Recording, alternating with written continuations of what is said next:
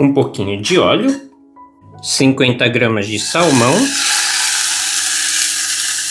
Quando dourar é só virar. Vamos dourar do outro lado também. Aqui irei repartir 25 gramas para cá e 25 gramas em outro bowl. Deixar este de lado.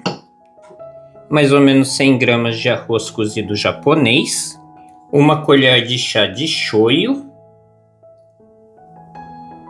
Cebolinha. Um pouquinho de shichimiton garashi. Um fio de óleo de gergelim torrado. Só um pouquinho mesmo. Uma colher de chá de gergelim. Uma pitada de sal. E agora é só misturar. Colocar na nossa forma.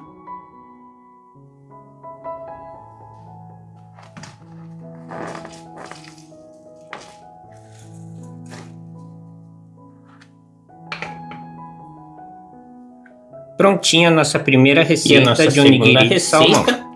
Vamos aqui amassar o salmão. Um pouquinho de maionese Kewpie. Um pouquinho de sal. Misturar bem. Um pedaço de alga. Colocar aqui dentro da nossa forma.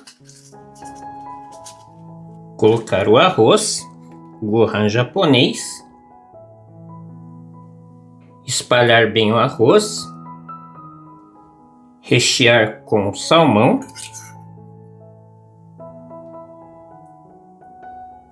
E aqui fechar com o arroz. E aqui uma leve pressionada só.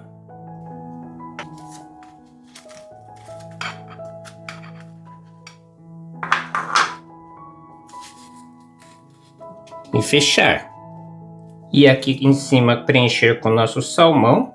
2 receitas de onigiri bem fácil para você.